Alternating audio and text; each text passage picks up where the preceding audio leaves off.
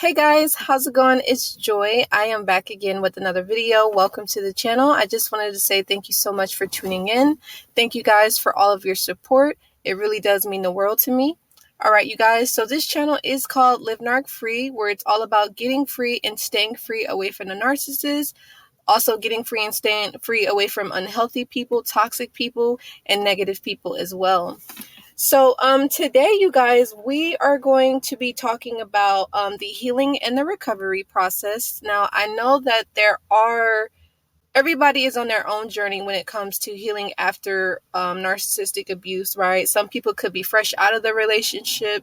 Some people could actually still be in a relationship with the narcissist, and others we could be, many, many years out of the abuse, and we could be getting hoovered or blackmailed, or have different ways in which the narcissist could be still trying to contact you, and then others of you may be in no contact, but you still have a struggle with healing, and you could be wondering why you're not healing as fast. So that kind of leads me to the topic, which I wanted to talk about, when you're not healing as fast as you like after dealing with narcissistic abuse. And I just wanted to tell you guys, as I mentioned in the video I did on Sunday, is that you guys have to be compassionate with yourself, and you have to be patient with yourself, and you have to be understanding to your healing and recovery. Because I know that this was the situation for me many, many years ago, dealing with the abuse, living with my aunt for 5 years and dating the male narcissist for 4 years. It felt like it took a long while for me to heal. It took about 2 years. But every now and then we may mess up and make mistakes, or we could have, withdrawals, or we could have where we may contact the narcissist, or if the narcissist contacts us, we may respond and stuff like that. So, we will make those mistakes and stuff like that, but, we can get back onto the path. But I guess this is just inspiration and motivation for you guys to, stick with the process, stay on track, and understand that you're not going to heal overnight. But as I mentioned in the video that I did on Sunday, is that there's little things that you can do every day that's going to help you to keep moving forward, that's going to help you to keep going, that's going to help you go forward on your journey to recovery, because recovery, again, in healing is not easy, you guys. It's not easy. It starts with us.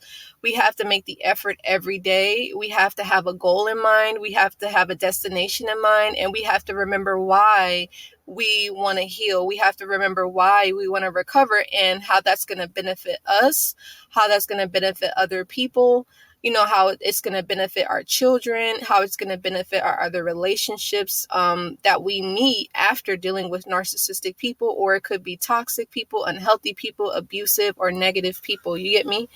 So, but yeah, and then in regards to, when you could feel like you're not healing as fast enough, remember, there's no comparison. So, you shouldn't compare yourself to other people's healing process, because, they had their own experience, just like you had your own experience, I have my own experience, and the next victim and the survivor has their own particular experiences. But what's interesting, what does help with the healing and the recovery, if you want to kind of make it go faster, or you may want to see more results, or you want to see more improvements, it would be good to actually talk to someone that has dealt with the abuse, because again, they could be there to support you, to comfort you, to help you to cope, to empower you, and to encourage you to keep going on your journey. And even if you do mess up or make a mistake, even if you have someone supporting you, it's not like you're beating yourself up too much, or your inner critic is going crazy, which your inner critic still might be going a little haywire, but it won't be as bad. And then, you just have that extra validation, you understand, you're not alone. Like, there's been other people that have gone through this abuse, and there's going to be people dealing with this abuse after you and beyond. Like, you could have children and they might meet someone that's a narcissist. So, you having this knowledge, having this information, and being able to heal and recover, you can actually help your children out for people that they could end up meeting that could be narcissists, because you guys know narcissists are not going anywhere, you guys. So they're going to be here. They're going to be around, and it's unfortunate because some people are out there, they have been hurt and they have been wounded, and they just refuse to get help. They refuse to get support. They refuse to see that, they are the problem, and they may project their demons, or they may project their trauma onto you, but it's your job not to take that on. It's your job to create distance. You get me? So, but yeah, just be patient. As I said before, understand that this is not a sprint. This is a journey. Some journeys could be months. Some journeys could be years. Some journeys could be lifetimes. Some journeys could be centuries. You know what I mean? But it's okay. Like if you're in a stage where maybe you are no longer in contact with the narcissist, maybe you're like in no contact right now, but maybe you still have to contact them for some reason, because maybe you have children with them, and you could be like, man, I'm not doing as much, I'm sleeping all day, or I'm just not as productive as I like. Maybe you could be like stalking their social media profiles, or you could be tempted to reach out to them. Understand that that's a part of the process, because that was me. As I said, back in 2014, after I went no contact with the narcissist, I could barely get up. I was barely able to function. I told you guys I was literally like a zombie, after dealing with the abuse, because when you're dealing with a narcissist, they really make you codependent on them for everything. And, you feel like you have to ask them for approval and acceptance and for love and for care. Everything is centered around a narcissist. That's how they make us feel, and that's how they get us. And so when you distance yourself from them, you're going to have those withdrawals, you're going to have those side effects, you're going to have to be able to cope without them, and that's why, talking to someone or joining a support group, is probably going to be good for your healing. It might actually speed it up, because like I said, you're going to have mistakes you make and pitfalls and stuff like that. But it won't be as bad. Cause I know back when I was dealing with the abuse many years ago, like I said, I did talk to someone for a year, but she didn't really understand what the abuse was about. So it was a little bit more difficult for me, and it took me a long while, to make sense of it all, to gain clarity. And as I said, this can be you, where even if you do talk to someone, you still may have that happen. But it is better to, have that person cheering you on and having someone that understands what you've gone through, because what will happen is, let's say you do it alone, and, you may do your research or whatever, or you may chat with a few people, but they didn't really go through it.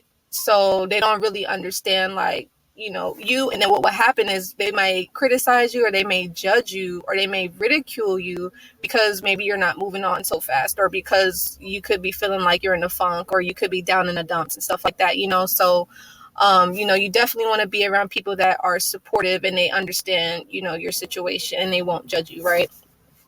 So, but yeah, you guys, I hope that this is helpful. I don't want to drag this on for too long, but I just wanted to just give you, as I said, give you guys some inspiration and some encouragement to understand, if you're not healing as fast as you feel like you should, remember, don't hold yourself to those standards. Don't have those expectations for yourself. Understand it's okay. You're fine. You are doing the best that you can with what you know, with the knowledge you have, with the resources you have and the tools that you have at this point, So, but anyway, I love you guys so much. I hope that this was helpful. Do give this video a like, share, and subscribe, and I will see you guys in the next video. All right. And you guys, don't forget, please leave topics of things that you want to learn about in regards to dealing with abuse, because as you guys know, that I do these videos for you guys, because I want you all to cope, heal, move on, and live your life happily, productively, and successfully after dealing with narcissistic abuse. So I love you guys so much. And don't forget, you guys, make sure that you do get registered and signed up for my course called Reparenting Yourself. I do have a few folks that are signing up, so I would love to have you join and be a part of our class. It's definitely going to be healing and helpful, and a lot of hope and empowerment for former victims and survivors after dealing with narcissistic abuse, and after having, parents, and, this is not bashing our parents. We love our parents, right? But, maybe your parents weren't there for you the way that you needed them to be. So now it's up to you, the individual. You have to be become your own parent, if you have your parents in your life or if you don't, So anyway, I love you guys and I look forward to hearing from you. Take care. Talk to you soon. Bye.